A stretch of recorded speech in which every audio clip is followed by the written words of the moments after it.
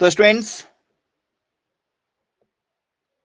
Agriculture में paper में पूछे जाने वाले टॉपिकों में स्टूडेंट्स एक बहुत ही बढ़िया टॉपिक है आप लोगों का एरोपोनिक। एरोपोनिक, जी हाँ स्टूडेंट्स, यदि आपसे पेपर में पूछ लिया जाए कि भैया बताइए एरोपोनिक या एरोपोनिक्स क्या है, ठीक है, एरोपोनिक्स या एरोपोनिक क्या चीज है, आपने यदि पढ़ा हुआ होगा तो आपको पता होगा स्टूडेंट्स। इसमें स्टूडेंट्स कहां पर फसलें उगाई जाती हैं? क्या स्टूडेंट्स इसमें जो फसलें उगाई जाती हैं वो क्या वाटर में उगाई जाती है, पानी में? क्या स्टूडेंट्स इसमें जो फसलें उगाई जाती हैं वो एयर, हवा में उगाई जाती हैं? या स्टूडेंट्स इसमें जो फसलें हैं वो सॉइल, मिट्टी में उगाई जाती है?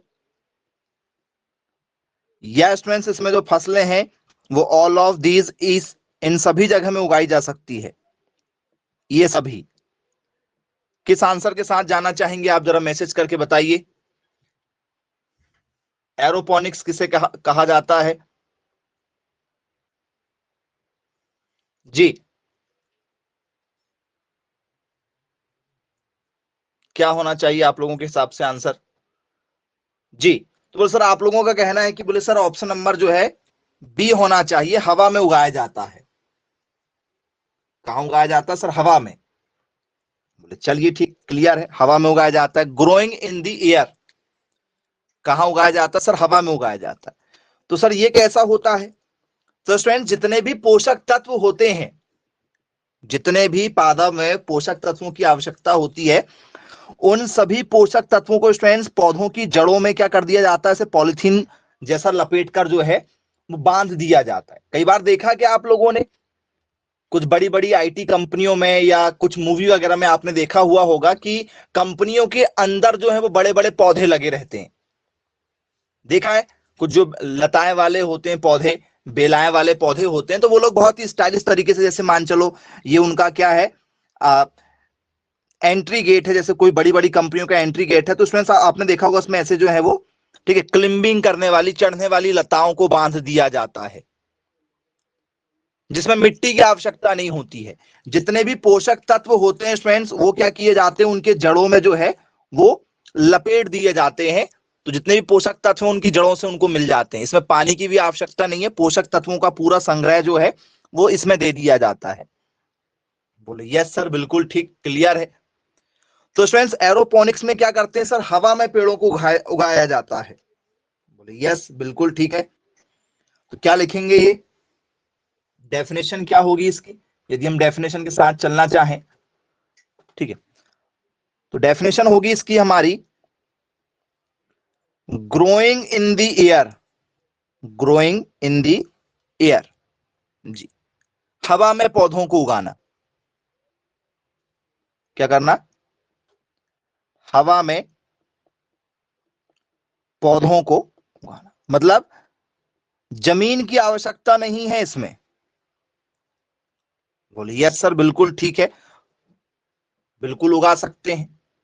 तो इसे हम लोग क्या कहते हैं सर? एरोपोनिक्स कहते हैं, क्योंकि एरोपोनिक्स बेस्ड हमसे बहुत सारे क्वेश्चन पूछे जाते हैं। तो नॉर्मली आपको अब यहां से क्वेश्चन यदि निकलते हैं तो आप लोगों को आसानी से बन जाएगा। चलिए, क्लियर है। अब स्टूडेंट्स इसके बाद में आप लोगों से दूसरा टॉपिक पूछा जाता है जिसका नाम है हमारा रैचिंग। शायद इस टॉपिक को आपने कई बार पढ़ा हुआ होगा, रैचिंग। क्या होता है स्टूडेंट्स रैचिंग? एनीवन कोई जानता यदि हो इसके बारे में तो जरा कुछ बताना चाहें, ये सिस्टम क्या कहलाता है? जी,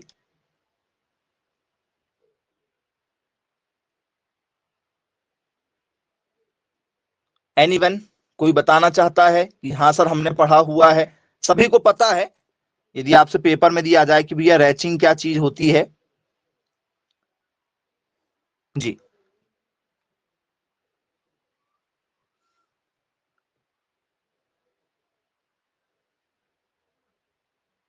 जी बताइए, कहाँ यूज किया जाता है? क्या स्टूडेंट्स ये जो सिस्टम है हमारा रैचिंग सिस्टम, ठीक है, इसका यूज जो है स्टूडेंट्स वो फील्ड पर किया जाता है।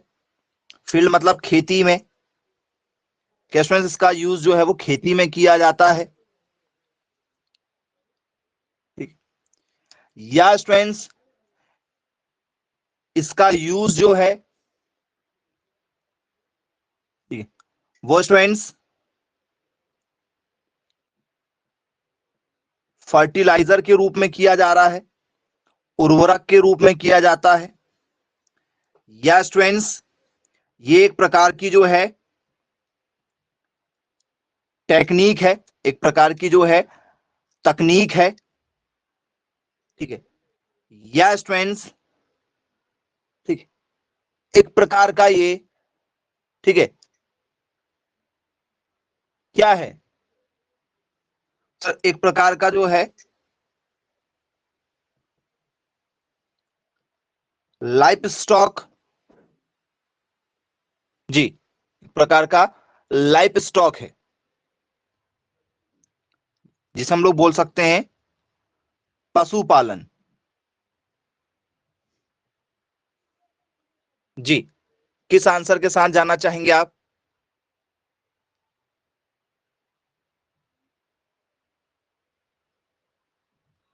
ऑप्शन नंबर सी के साथ जाना चाह रहे हैं, एक प्रकार की टेक्निक है। ओके, वेरी गुड, बहुत बढ़िया। और कोई अपने आंसर देना चाहें जो टेक्निक के साथ जाना चाह रहे हैं कि सर हम टेक्निक के साथ जाएंगे? चलिए, तकनीक इसका आंसर नहीं होगा। यदि आपसे रैंचिंग पेपर में यदि पूछ लिया जाए, तकनीक नहीं होगा। ऑप्शन नंबर डी के साथ जाना चाह रहे हैं, पशुपालन। अरे वाह, वेरी गुड, पशुपालन के साथ जाएंगे। और कोई ऑप्शन ए के साथ जाना चाह रहे हैं?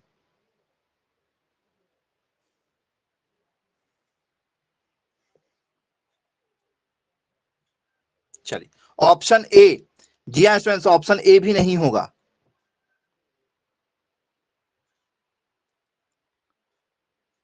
बताइए रैंचिंग क्या होती है?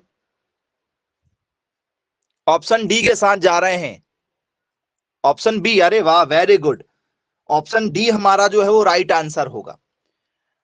तो बच्चों, आप लोगों ने देखा होगा कि जब गांव के सारे जानवरों को छोड़ा जाता है तो एक चरवाहा होता है जो जानवरों को चराने के लिए लेकर जाता है, बोले यस सर। तो क्या आपके खेतों में लेकर जाता है?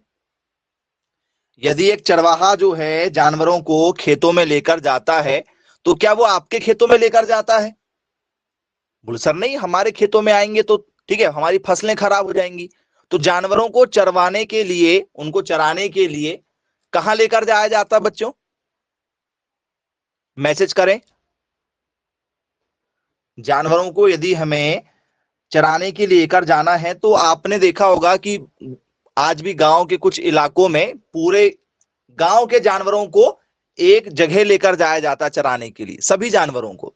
बोले हाँ सर ले जाते हैं। तो वो जगह क्या है सर? वो जगह होती है सार्वजनिक, मतलब गवर्नमेंट वाली जो जगह, खाली जगह छूट जाती है वो सार्वजनिक जगह मानी जाती है। भी सार्वजनिक जगह में क्या किया जाता है? पशुओं को चराना। सार्वजनिक जगह में पशुओं को चराना ही रैंचिंग कहलाता है। बोले जी सर बिल्कुल ठीक, क्लियर है। अब जिन बच्चों को नहीं मालूम है तो फिर दिक्कत वाली बात है। इसमें क्या किया जाता है? तो सर ये एक प्रकार का मैनेजमेंट है, ठीक है, इसमें जानवरों के, ठीक है, चराने की व्यवस्था की जाती है। बोले यस सर बिल्कुल ठीक, क्लियर है, बन जाएगा। क्या है? एक चराने की एक व्यवस्था है।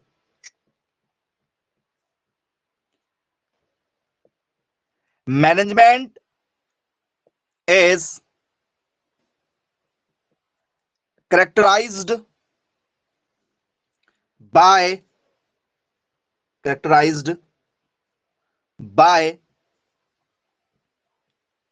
grazing the fixed boundaries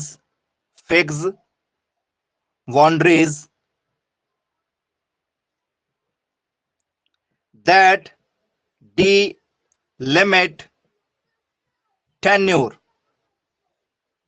बोलिए यस सर, एक प्रकार का मैनेजमेंट है जहां पर जानवरों को चराया जाता है और इनका एक निश्चित इलाका होता है।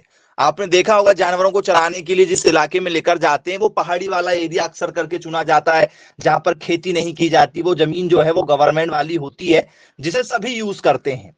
क्या ये बात सही है? बोले यस सर, बिल्कुल ठीक है। तो स्टूडेंट्स, ये एक क्या है, तरीका है, एक सिस्टम है। बोले यस, बिल्कुल ठीक, क्लियर है।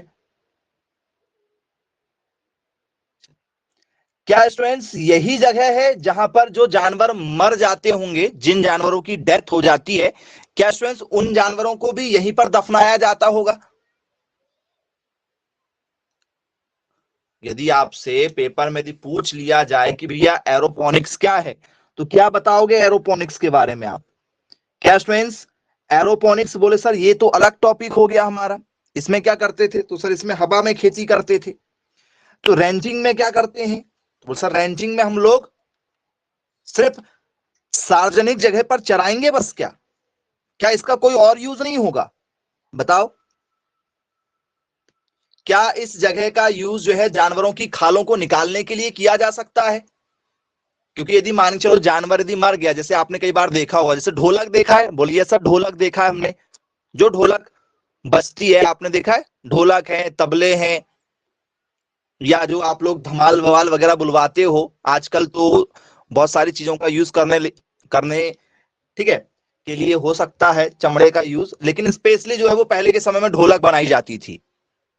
तो स्टूडेंट ढोलक का चमड़ा कहां से तैयार किया जाता है? जानवरों की खाल से, उनकी स्किन से। तो स्टूडेंट्स इन्हीं स्थानों पर इनकी स्किन भी रिमूव की जाती है। जी, इनकी रिमूव किया जाता है स्किनों को, ठीक है। इनकी खाल को निकाला जाता है। किसको निकाला जाता है? इनकी खाल को। देखा है खाल को निकालते हुए? बोले हाँ सर, कई बार हमने खालों को निकालते हुए देखा है, बहुत सारी मूवी वगैरह में आपने देखा होगा। खालों को इसी स्थानों पर निकाला जाता है, इन्हीं इलाकों में। ये एक प्रकार का इलाका जो है किसके लिए छोड़ दिया जाता है? जानवरों के लिए। जानवरों को चराना भी इसी इलाकों में है, ठीक है। जानवरों की यदि हमें क्या करना है, यदि हमें ऊन निकालना है, ऊन निकालना है जी, तो स्टूडेंट्स ऊन निकालने को क्या कहा जाता है? पेपर में कई बार पूछा जा चुका है, ऊन निकालने को क्या कहा जाता है? भेड़ के शरीर से ऊन निकाला जाता है, बोलिए सर, और ये भी पहाड़ी वाले इलाकों में यूज किया जाता है। तो भेड़ों के शरीर से ऊन निकालना, what is the method of removing, ठीक है, हेयर ऑफ शीप, जी, क्या कहा जाता है?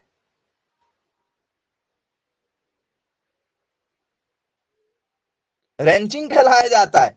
जी नहीं बेटा, भेड़ों के शरीरों से ऊन निकालना यदि आपसे पेपर में यदि पूछ लिया जाए, लगातार कई बार पूछा जा चुका है जी। एनीवन कोई ट्राई करना चाहे? लगातार कई बार पेपर में ये क्वेश्चन पूछा जा चुका है। What is the method to remove the sheep skin?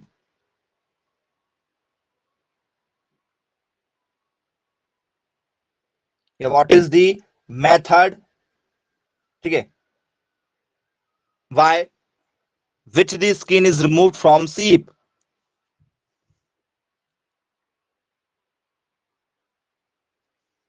जी, तो स्टूडेंट्स ये इलाका जो है वो खाल उतारने के लिए, ऊन निकालने के लिए यूज किया जाता है, लेकिन वो मेथड क्या है जिससे ऊन निकाला जाता है? What is the process, why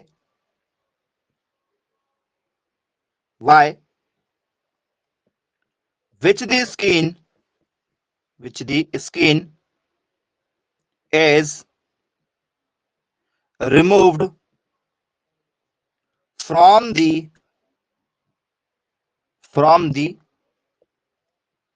sheep, जी, उसे क्या कहा जाता है? क्या स्टूडेंट्स उसे हम लोग फ्लीस कहते हैं? उसको निकालना फ्लीस कहा जाता है, या स्टूडेंट्स इसे टेक्सचर कहा जाता है, या स्टूडेंट्स इसे ग्रीस कहा जाता है या स्टूडेंट्स इसे शेयरिंग कहा जाता है? किस नाम से जाना जाता है, जरा मैसेज करके बताइए।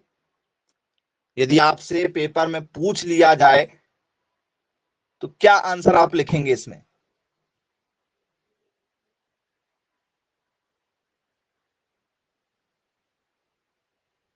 ऑप्शन नंबर डी के साथ जाना चाह रहे हैं? ऑप्शन नंबर डी लगाएंगे? बोले सर।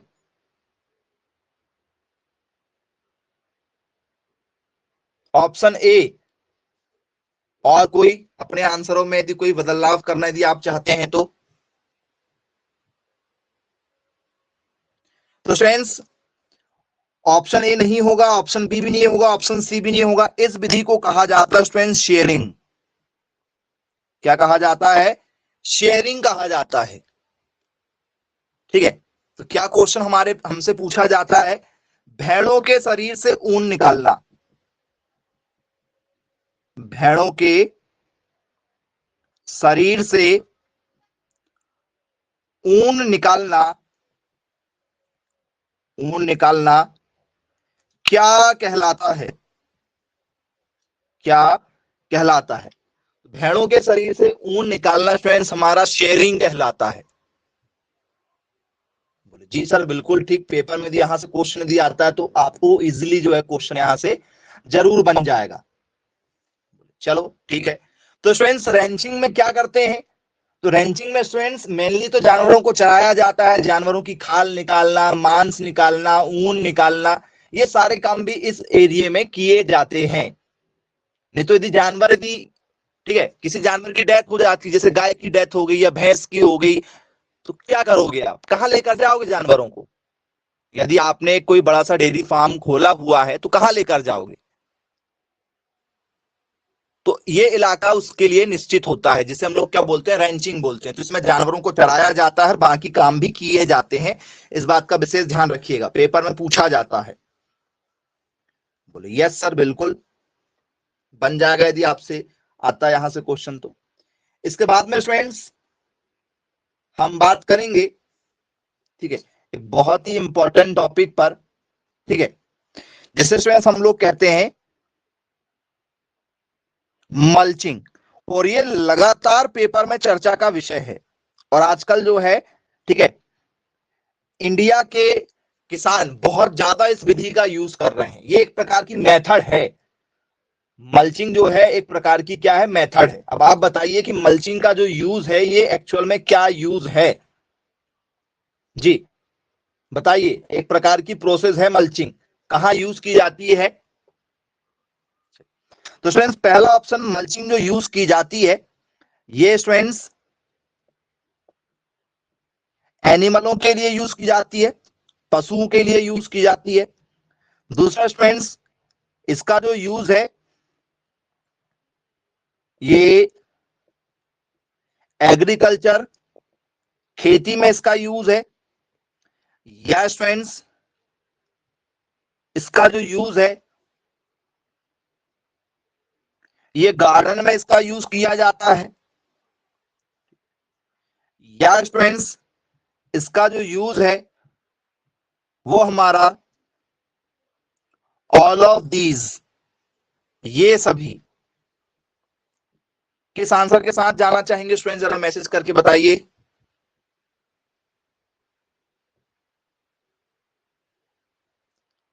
ऑप्शन नंबर किसके साथ जाना चाह रहे हैं? ऑप्शन नंबर जा रहे हैं बी के साथ और कुछ लोग जा रहे हैं सी के साथ। वेरी गुड, बहुत अच्छी बात है भाई। और कोई अपने अकॉर्डिंग यदि आंसर देना चाहे, बहुत सोच समझकर आंसर दीजिएगा। आपसे लगातार कई बार ये क्वेश्चन पूछे जा चुके हैं।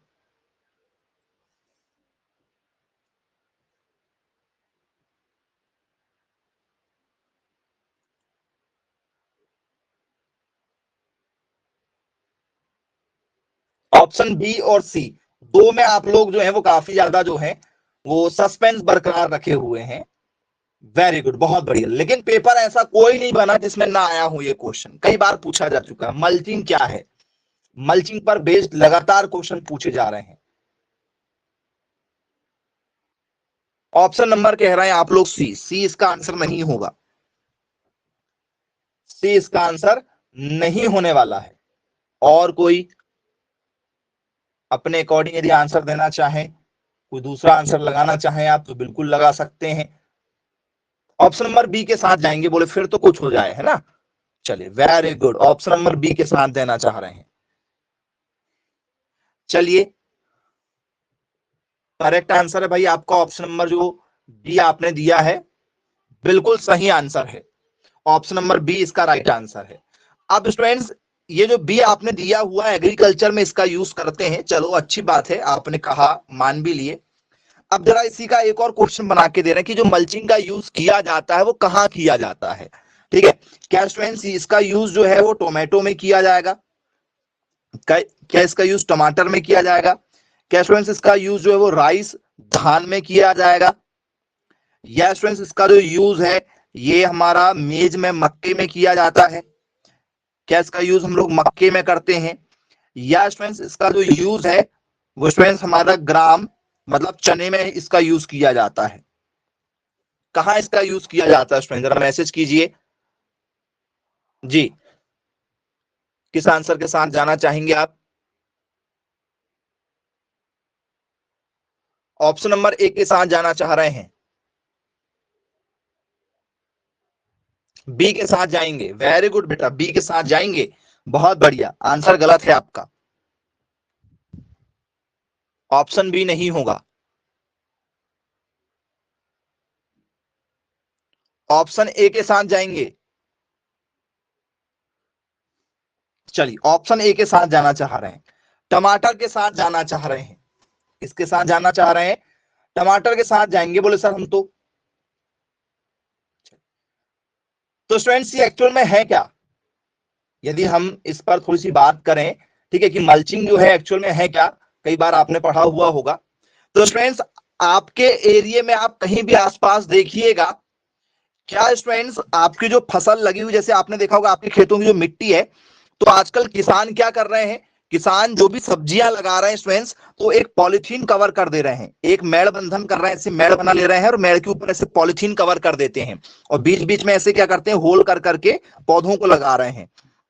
तो ये पॉलिथीन को कवर क्यों किया जा रहा है, जिससे क्या ना हो, जिससे खरपतवार ना हो, जिससे खरपतवार ना हो और फसलों को खराब ना करें। क्योंकि पॉलिथीन कवर यदि हम कर देते हैं तो क्या होगा, जितनी जगह हमने होल किया है उसी जगह बस टमाटर लगा हुआ है, बाकी जगह तो पॉलिथीन है, और पॉलिथीन क्या करेगी, बाकी खरपतवारों को उगने देगी क्या, बोले सर नहीं उगने देगी। ऐसा देख रहे हैं आप लोग टमाटर की फसलों पर, मिर्च में, या कोई भी और भी फसलें हैं उसमें क्या पॉलिथीन कवर करते हैं किसान, खेत में आपने देखा होगा बहुत सारी पॉलिथीन बिछी हुई रहती है, बोले हाँ सर देखा है।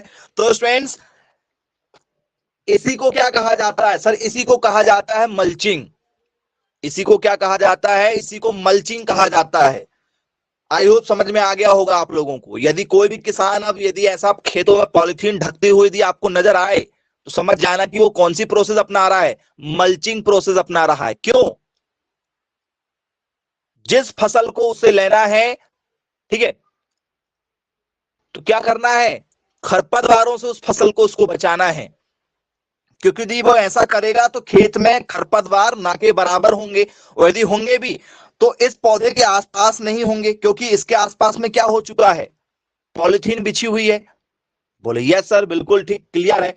कुल मिला के क्या होता है सर, मल्च जो होता है, मल्च, MULCH, मल्च का मतलब होता है मिट्टी को ढकना, मिट्टी को ढकना। तो हम लोग पॉलिथीन हमें सस्ती लगती है, पॉलिथीन सस्ती होती है और उसमें बीच में होल भी आसानी से हो जाता है, तो हम लोग पॉलिथीन से ढकते हैं। बोले यस सर बिल्कुल ठीक, क्लियर है। आई होप यदि पेपर में यदि आपसे पूछ लिया जाए तो स्टूडेंट्स ये किस में किया जाता है, कौन सी फसलों में किया जाएगा, तो सर जिन फसलों में क्या हो, हमें खरपतवारों से बचाना हो, तो स्पेशली ज्यादा लाभ कमाया जाता है फसलों से। कौन सी फसलों से, सब्जियों से कि खाद्यान्न फसलों से, तो सर सब्जियों से। मक्के में नहीं कर सकते सर, पता 1 रुपए का भी प्रॉफिट नहीं होगा फिर किसान को यदि मक्के में कर देंगे तो। गेहूं में नहीं कर सकते, धान में नहीं कर सकते, धान में तो कीचड़ वाला पानी होता है, कैसे करेंगे, तो सर धान में नहीं कर पाएंगे। तो मल्चिंग किस में करते हैं, सब्जियों में, क्योंकि सब्जियों में ज्यादा मुनाफा हमें मिलता है।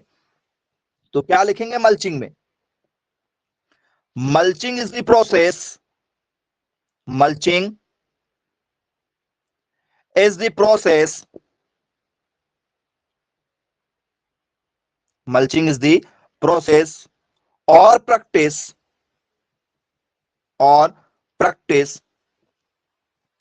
of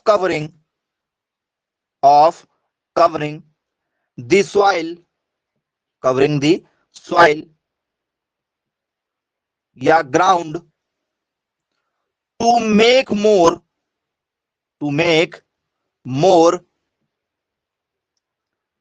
favorable condition for plant growth। ठीक है, डेवलपमेंट, पौधों का इसमें क्या होता है सर, अच्छे से डेवलपमेंट हो जाता है, क्योंकि जो भी हम पोषक तत्व डालेंगे वो किसको मिलेंगे, सिर्फ और सिर्फ उस पौधों को ही मिलेंगे, बाकी को नहीं मिल पाएंगे। ठीक है, एंड प्रोडक्शन बोलिए यस सर। मल्च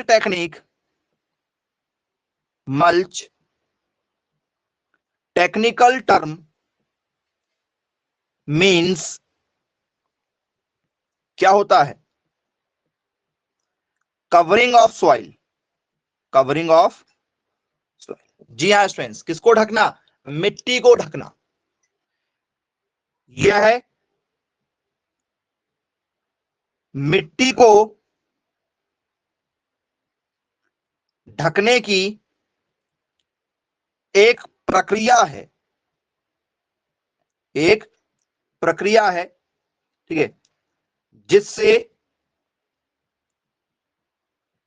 पौधे के अनुकूल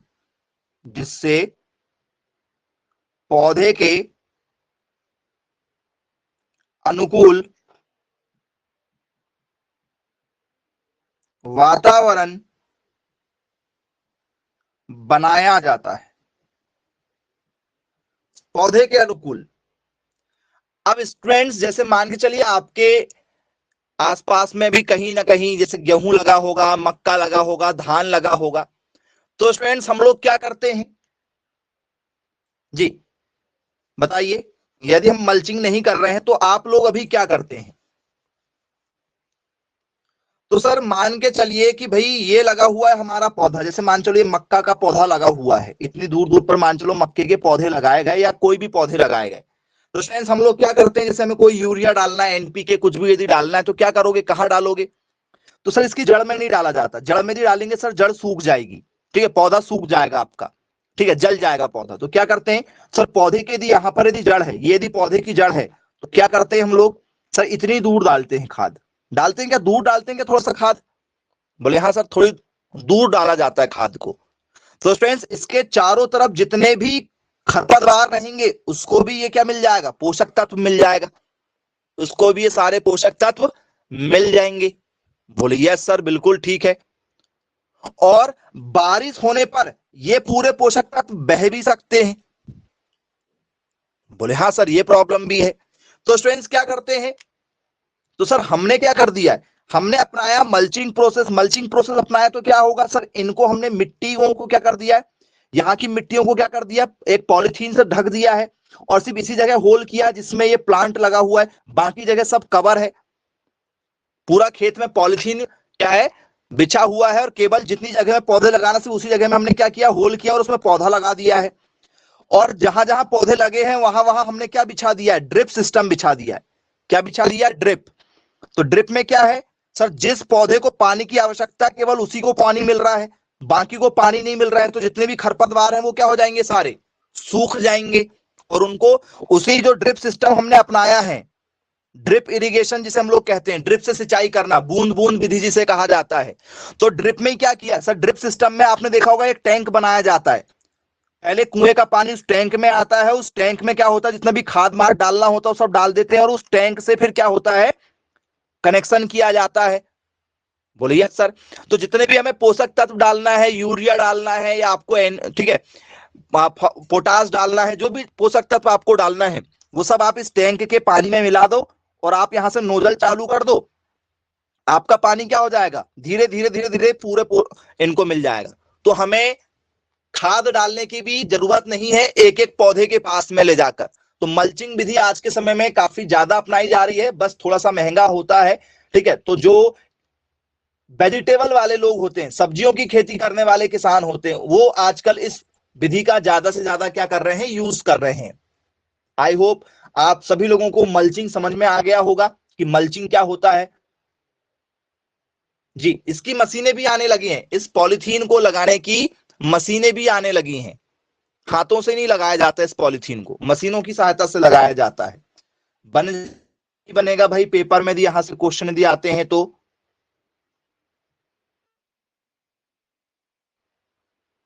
चलिए बन है।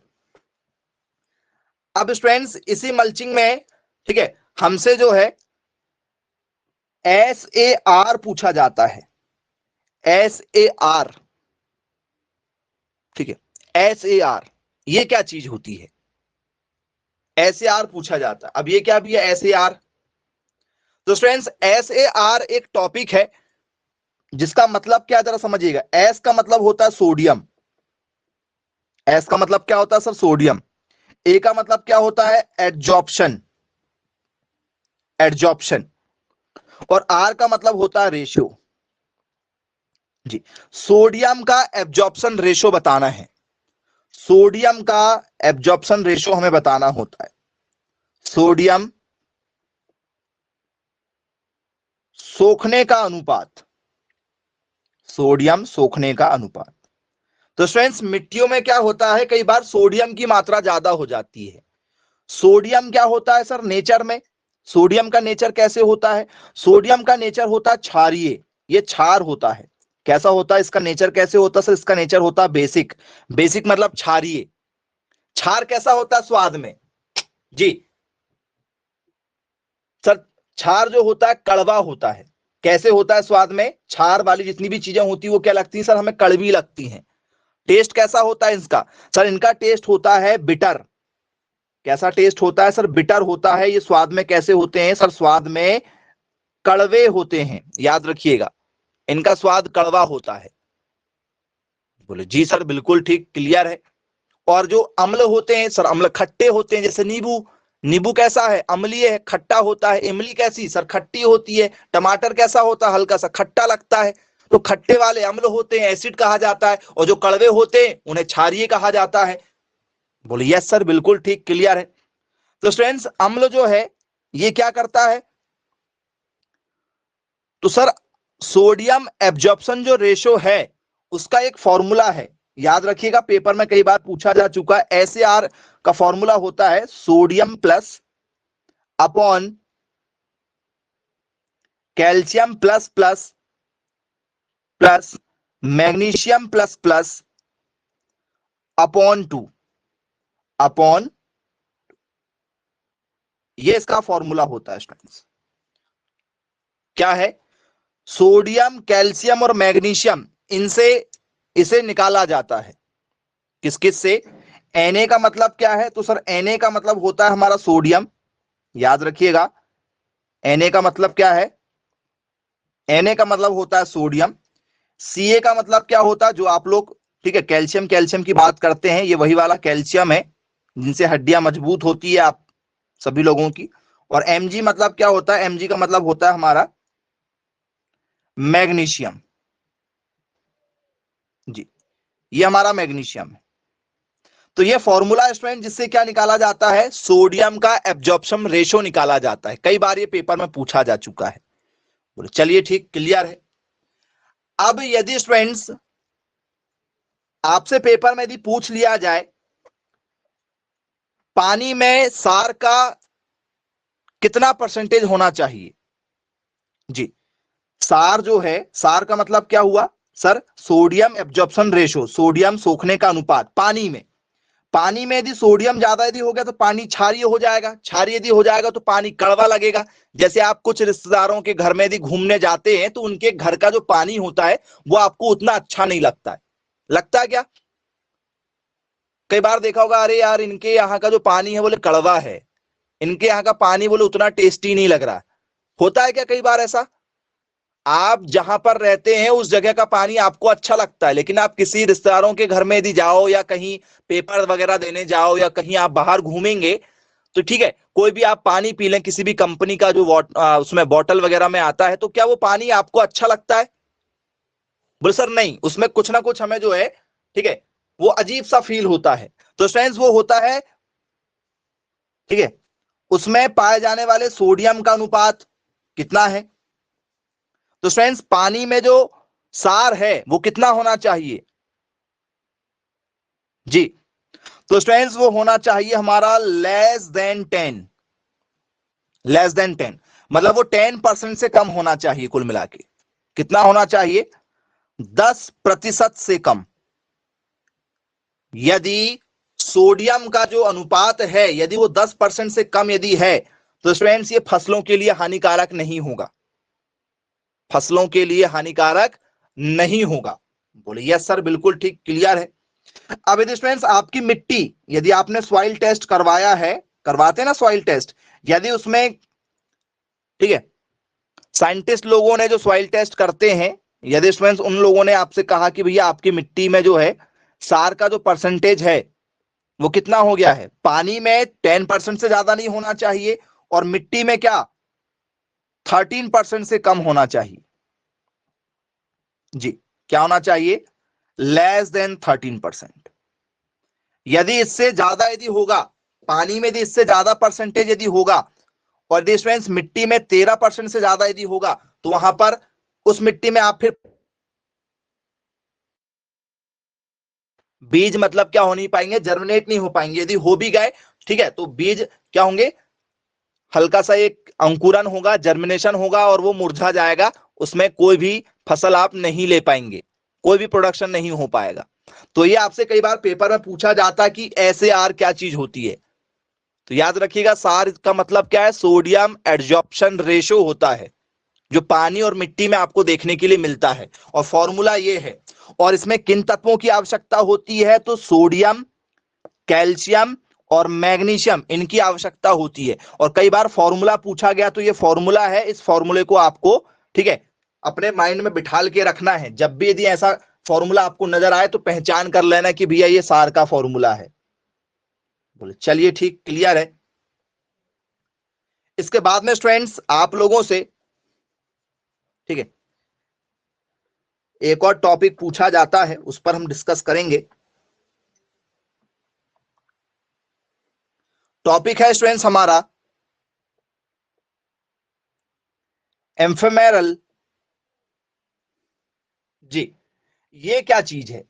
सुना सुना सा आपको शायद नाम लग रहा होगा, और कई बार ये भी पेपर में आपसे पूछा जाता है। बताइए स्टूडेंट्स इसके बारे में कुछ खास यदि आप जानते हैं तो। बहुत ही बढ़िया नाम है इसका, आसानी से आप बता सकते हैं, एम्फेमेरल। चलिए हिंदी नाम बता दें, इसे कहा जाता है अल्पकालिक। जी, एम्फेमेरल मतलब क्या होता है, अल्पकालिक होता है, या इसे हम लोग क्या कहते हैं, अल्पकालिक, या इसे हम लोग कहते हैं अल्पायु होना। बोलते हैं ना इसकी उम्र जो है कम है, अल्पायु होना, कम उम्र का ये होता है। या इसे हम लोग बोलते हैं क्षण भंगुर। क्या होना? क्षण भंगुर होना, इस नाम से भी इसे जाना जाता है। जी, तो ये है क्या, किसके लिए यूज किया जाता है बच्चों? ये जो शब्द है एम्फेमेरल जो है, ये किसके लिए यूज किया जाता है? क्या स्टूडेंट्स ये जो है प्लांट के लिए यूज किया जाता है? क्या ये पौधों के लिए यूज किया जाता है? क्या स्टूडेंट्स ये हमारे एनिमल के लिए यूज किया जाता है, पशुओं के लिए इसका यूज किया जाता है? या स्टूडेंट्स इसका जो यूज है both option A and B, क्या ये दोनों के लिए यूज किया जाता है? या ऑप्शन नंबर सी स्टूडेंट्स, क्या ये इक्विपमेंट के लिए यूज किया जाता है, जो भी यंत्र वगैरह हम लोग यूज करते हैं उन यंत्रों के लिए यूज किया जाता है? जी, मैसेज करके बताइए किस आंसर के साथ जाना चाहते हैं। ऑप्शन सी के साथ जाना चाहते हैं आप, वेरी गुड, बहुत अच्छी बात है। यदि आप इस ऑप्शन के साथ जाना चाह रहे हैं, ऑप्शन नंबर सी जो हमारा कैसा आंसर होगा सर, ये हमारा जो है रॉन्ग आंसर होगा जी। ऑप्शन सी जिसके साथ आप जाना चाह रहे हैं, तो स्टूडेंट्स ये क्या होगा, आप लोगों का रॉन्ग आंसर माना जाएगा, ऑप्शन सी नहीं होगा। किसके साथ जाएंगे फिर आप?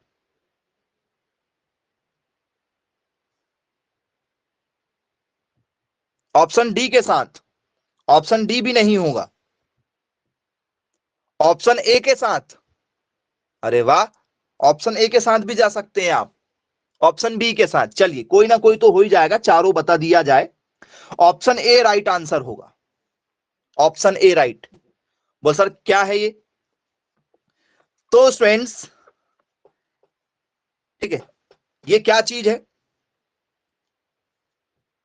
ऐसे पौधे, ध्यान से समझिएगा, कहां यूज किया जाता है, एक प्रकार के किस में यूज किया जाता है सर? इसे प्लांट में यूज किया जाता है, अल्पकालिक पौधे कहते हैं इसे, पौधों में यूज किया जाता है। तो ऐसे पौधे जो पानी की कमी, जो पानी की कमी के कारण, पानी की कमी के कारण अपना जीवन चक्र, अपना जीवन चक्र 2 से 4 सप्ताह में, 2 से 4 सप्ताह में पूरा कर लेते हैं, पूरा कर लेते हैं, उन्हें अल्पकालिक पौधे कहते हैं। क्या कहा जाता है उन्हें? अल्पकालिक पौधे। जी हाँ स्टूडेंट्स, अल्पकालिक पौधे कहा जाता है ऐसे पौधे जो पानी की कमी के कारण अपना जीवन चक्र क्या कर लेते हैं, जल्दी पूरा कर लेते हैं। बोले यस सर, बिल्कुल ठीक, क्लियर है। क्या होगा? एन एम्फेमेरल, एन एम्फेमेरल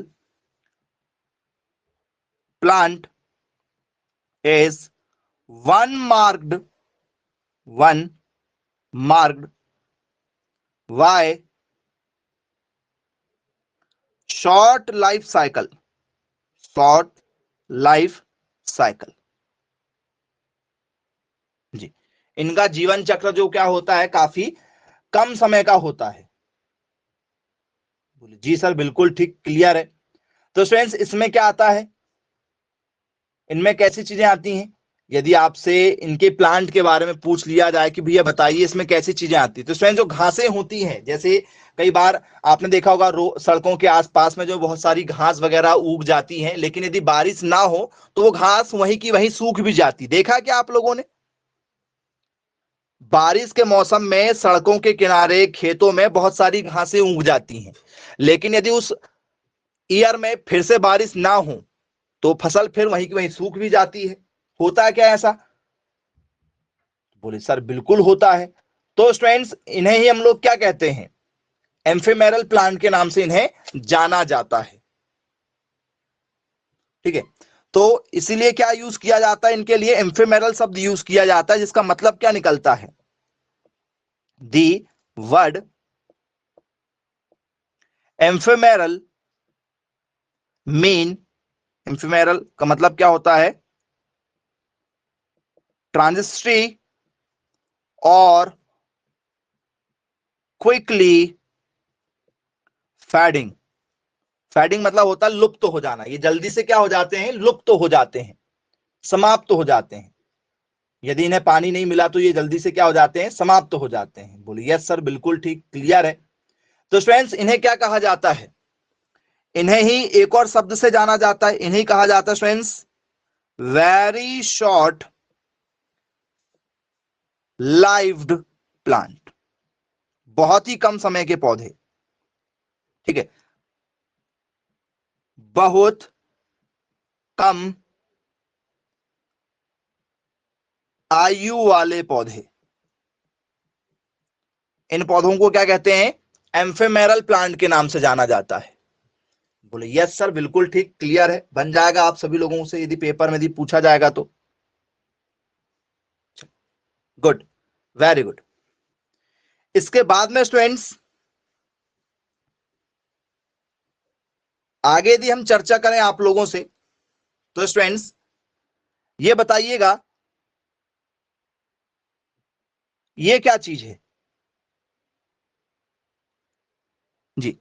इस शब्द का क्या मतलब है? क्यूमेक का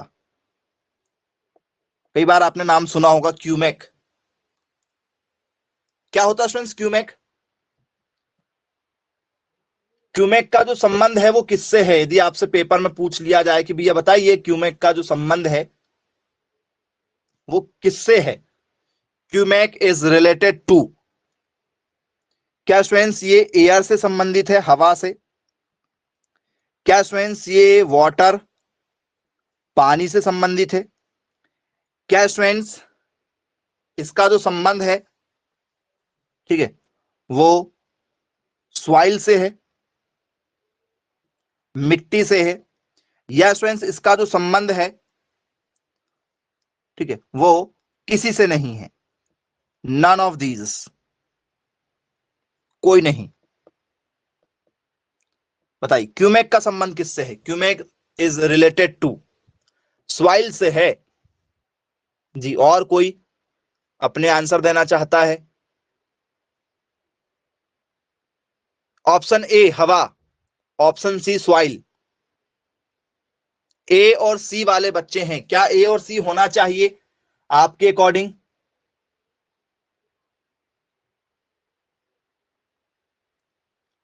बहुत ही सही आपने आंसर दिया है, लेकिन थोड़ा सा जो आंसर है आप लोगों का वो गड़बड़ हो रहा है, ठीक है। इसका मतलब है कि आपने इसको कभी नहीं पढ़ा हुआ है, और जबकि बारिश के मौसम में आपने स्टूडेंट्स इन सभी चीजों को जरूर कभी ना कभी पढ़ा हुआ होगा।